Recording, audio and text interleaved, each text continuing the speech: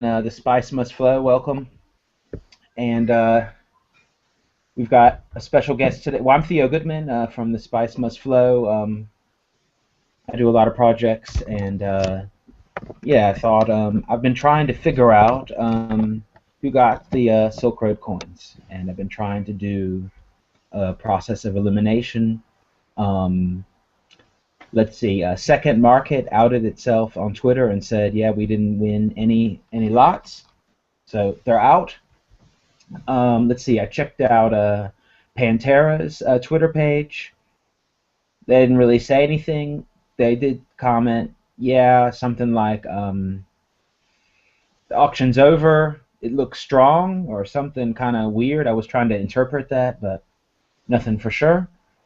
Um, and I think today I was over at BTCE reading the troll box, and someone said someone else outed themselves as not getting any coins, and they even said their bid was under market, so it was like 500 or something like that, and they said they didn't get them. So looks like um, they're definitely going to be at market price or above. And yeah, so why don't you introduce? We have a special guest today. Could you introduce yourself, please? Yes. So can you hear me there well? Yeah, I can hear you great. Excellent, Theo. So thank you for having me on the show. I'm calling from London at the moment, and I've just literally come back. It's been a fantastic day, and thank you very much for having me on the show, Theo. I've seen your stuff before. I think it's great. So I think you mentioned obviously there's some big names in the Bitcoin auction, but let's roll the story back because there's a greater picture here, and maybe this is the kind of scoop that I think that some of the listeners are going to want to know out there. But let's just kind of roll it back a bit. So, as some of we're working on music, the band, singing pictures. Jael Delara, who's a fantastic UK artist, teacher, and head and principal of the Harmony School. And we're working with people. Reese Lewis, the singer of the band, the singing pictures. He's in I think he's abroad at the moment. I think he's in Amsterdam. So I'll give a shout out there for him. But we've been for a while, as artists, looking at the kind of Bitcoin development, and I think everyone is kind of excited, not just in the music but also technology, software. And people are starting to realize that there's this phenomenal new technology, obviously the blockchain, that can be used to build a whole ecosystem of different services that can streamline processes that we currently do right now. So on top of this story, there's several other developments where, I think the big picture with, and this is the real scoop, and we can come back to that in a bit, but I think the thing is with the Bitcoin auction, it's not who's in there, it's what those people are doing there. And all of those people are not there, there's a lot of hearsay out there, there's a lot of people, making accusations and things like that, but I think that the real key is that all of those people, and I was in that email conversation chain of fantastic people that are looking to innovate and progress, and there's some big names in there, and there's some names that people didn't expect in there. Definitely, yeah. I was going through the list. I was trying to research, trying to do some, kind of like data mining on each person, and it was really an interesting list, and it was a wide range of people, like you said. I mean, anything from big banks, so BNP Paribas, or however you pronounce it. It's a French bank, and what we're seeing here with this is that a whole range of different mainstream industries and businesses are looking at Bitcoin and thinking, how can it be used? Because they want to get Bitcoin, a large amount of Bitcoin from the government, and it would have been great if it's underpriced. But let's move on. First of all, let's talk a little bit about where this Bitcoin's going to go, because I think that's the thing that everyone, and here we're thinking how this can be used as a positive technology, transacting goods. You mean just Bitcoin in general? Where is Bitcoin going to go in the future?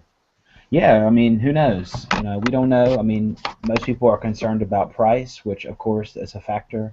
But yeah, I mean, it's definitely changing things. We're already seeing some uses for the blockchain. So we've got a counterparty, um, Ethereum, and some other projects which allow you to create on top of the Bitcoin blockchain your own token. So kind of like a coin, but so it's like a coupon. So for example, there's that artist Tatiana, and she's got Tatiana coin. And I think like if you can buy stuff like I guess like a Google Hangout, and she like plays guitar or stuff like that, and or you can do other uses. I mean, Well, this is what we've done. I mean, we've Patrick Lyons, PH7, and also the Singing Pictures. We've begun selling our music and our album for Bitcoin, and just as we would, right. we accept yen. This is 2014, and this is money 2.0. So it's only common sense to think about integrating Bitcoin as part of your business processes, and that's some of the things that we're looking at. I think it's absolutely incredible the spirit that we're feeling. It's so positive. It's like space technology. It's like internet. It's like these are kind of technologies that bring real innovation and interest, and that's the great thing I see. I see, I mean, the Bitcoin technology, if it was, applied to, bank, not just banking, but other things, it could extremely revolutionize the ease and, through its kind of blockchain technology. Yeah, definitely. Sorry, I got a little distracted. Hey, he's Uh, a family man. That's wonderful. yeah, uh, yeah, definitely. I totally agree with you. And I think what it comes down to is people are slowly learning. I guess artists. It doesn't matter if you're a musician or painter or whatever. Um, and I also am a musician, so I get it too. But I think that because, or anyone, actually anyone that makes something with their hands, or I don't know, an artisan, they have a feeling for what's real money. What is value? What is this whole thing about? It's not just about pieces of paper and stuff like that. I mean, just think about all the heart and energy you put into your music. You can't really ever get a kind of paper value for that necessarily. So but in any case, you say, okay, am I going to get Bitcoin for that? Or am I going to get gold or silver? Or am I going to get pounds or euros or dollars Mm, or whatever? And I mean, that has a different feeling when you get paid in real money. You're mm, like, wow, this is real. mm. Um, yeah, it has. And the movement, I find, just using the technology and once more secure, mobile devices that enable, and platforms and that sort of thing that enable people to use Bitcoin, without thinking, oh God, I'm going to lose all my Bitcoin, send it to some anonymous address, and never Yeah, get it definitely. back. And, we've all seen the Reddit line on there. Also, and But at the moment it's great because I think we're seeing we're heading at. I mean, in terms of the Bitcoin price, we've risen 6% overnight, so things are good. It's moving up, and obviously California, they've removed the ban on Bitcoin, so that's really good news as well. So I think the thing is with Bitcoin at the moment, it's probably two because there's a lot of the market forces in it. It seems to be very very malleable to mainstream media, and I think that as time goes by, that steadiness of price, and it ain't tied to information. you know. yeah, definitely. I think it's like what you said. That list of people really showed kind of blueprint for possible uses. It was such a wide range of people. I mean, hedge funds or arbitrage banks in the arbitrage department. I mean, it's pretty obvious. They're in it for investment. They want to do trading. Okay, but there are also They probably want a lot to work with. They want to see yeah, how it works. They're probably CEOs going, get me some bitcoins and let's get a team together on this. Well, any good CEO should be doing that. yeah, yeah, Yeah, definitely. Uh, but So that's what I feel, and it was funny actually because um, when they kind of replied, when the U.S. Marshals replied back to the email, I, hmm I I received this email. I think it was 18th of June, um, and and basically I went whoa whoa whoa. I replied to everyone. There were 72 emails. I said whoa whoa whoa. Did the U.S. Marshal just send a circular? yeah, And I and said, it well, is and different. this is what I said, all right, because I was the first one to message everyone back, right? And I went, well, let me use this chance to say, hey, folks, my name's Shem and da da da. And what opened up was a chain of conversation and individual emails. To obviously, and I could imagine people were hooking up, but someone replied back, well, the cat's out of the bag, on who's bitten. So much for all this, being secret, that sort of thing. But, you know, people started using that opportunity in their work, and and and that's what's really great. It's exciting. I can imagine it being in a science convention or any kind of convention, where there's loads of people that are there for the right same reason.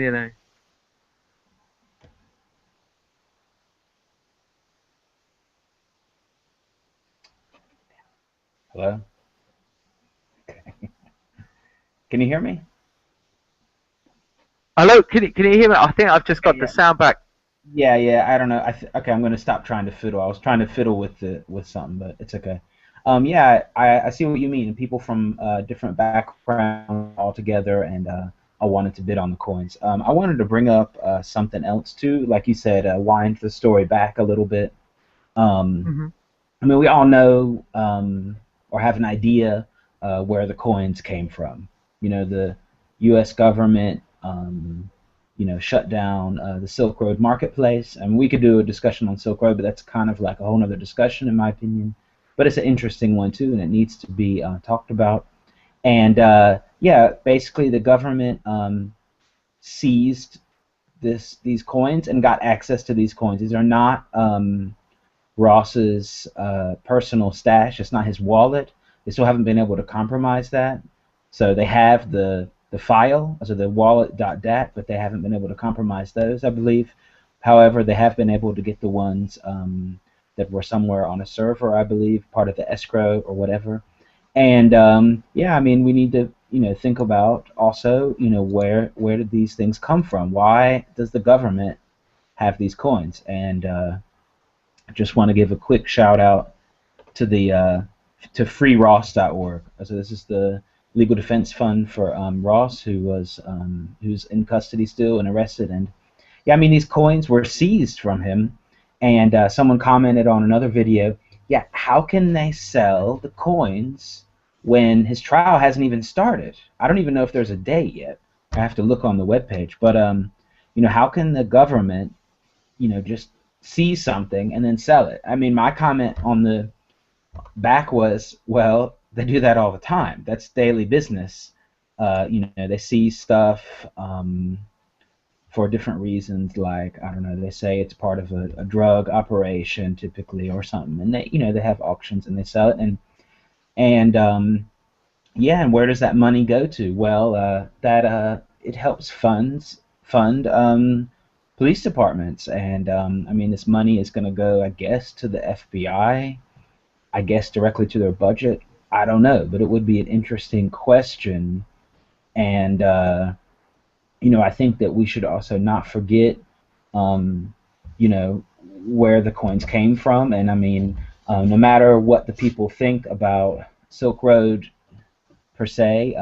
It would be cool if whoever won gave some back to the Free Ross Fund. I don't know if they will. I kind of doubt it. I'm not holding my breath, but it would be cool if they did because he should at least have enough funds to have a fair trial. You know, what do you think? Whoa. Was What that a a lot? minefield. Yeah. Absolutely. Well, Okay. everything you see, I think everyone else sees. But you've got to remember that the Bitcoin isn't something that governments are used to just yet, and they're going to treat it like they'd treat a Ferrari. Someone asked me this question the other day, and I think the key point is to not feel, because there's a whole several layers to the whole question there that you're saying, and particularly with internet security and privacy and these whole, with the advent of these technologies that allow us to communicate and share information in such a way so limitless, have we become ourselves, redundant to the notion of looking after and taking responsibility for our privacy? And so, I'm a massive advocate for, I'm pro things. I don't like to get stuck in the quagmire of, what's wrong, because I don't feel like it's solution orientated, if that makes sense. No, it And makes total sense. that's why I make so much music and stuff, because I want to sing about what's right and what's good and what we should be doing, and and there's only the road of leading to self, as basically, being overwhelmed by the fact that there's, perceived injustices, there's technicalities, there's all sorts of things. So I take a very Buddhist approach to it. My Yeah, wife is Japanese. I agree with. I mean, I definitely see what you're saying. I also don't want to get stuck in the anti. I had enough of that in my life. I mean, you can be anti. I always called it anti, anti, anti. I kind of declared peace with myself and the universe. Yeah, I see. I'm not contesting anyone, Yeah, yeah. Okay, well, because that's and my opinion on, as I mentioned about the government, is they're going to treat it like they treat a conventional asset of any, and that's what. There's lots of things that happen that you think, God, you should, guys, maybe a bit of an own goal there, but is it really the worst thing ever? I mean, come on, Ross, but my heart goes out. I feel, and that there's bad things happening, So well. I don't think it's the I worst thing ever. That's not what I mean. But I see definitely what you're saying with the whole, anti. You want to be for something. I totally agree with that, and I definitely hope. I think that's where we should go. In general. that's where we need to go. Yeah, With exactly. any problem for society, for humanity, for the world, we've got to remain strong in our vision for what we want things to Yeah. be like, Yeah. Yeah. and Yeah. and I the agree with you. potential, and that's why, as a as someone, I'm intrigued by Bitcoin, because I think it's going to do to money what email did to mail, and it's going to decentralize. It's a decentralizing technology, and I think it'll probably have its pros and its cons. I don't think any technology is inherently bad when it No. starts to change your system or change your status quo. I see it as an entrepreneurial opportunity to make the world better for humanity, and I hope that anyone working on Bitcoin is filled with that same excitement and desire, to help make the world a more better place, baby. But Theo, it's been great speaking. I've got to rush off because I've got to head back into town. Okay. So Cool. I wanted to say thanks, and it's great coming on. I understand that the Spice Must Flow is the second show. Yeah. So The before, Spice and Flow is the name of the show. brilliant, and it rhymes as well. Exactly. So It's got time. and also anyone out there that wants to follow our stuff and check our music out, it's the Singing Pictures. Also, give a shout out to Matt Clackett, Adam Giuseppe Stas, Patrick Lyons, PH7, and the guys out there. So and everyone out there. Hey, I got the sound gracias. effect.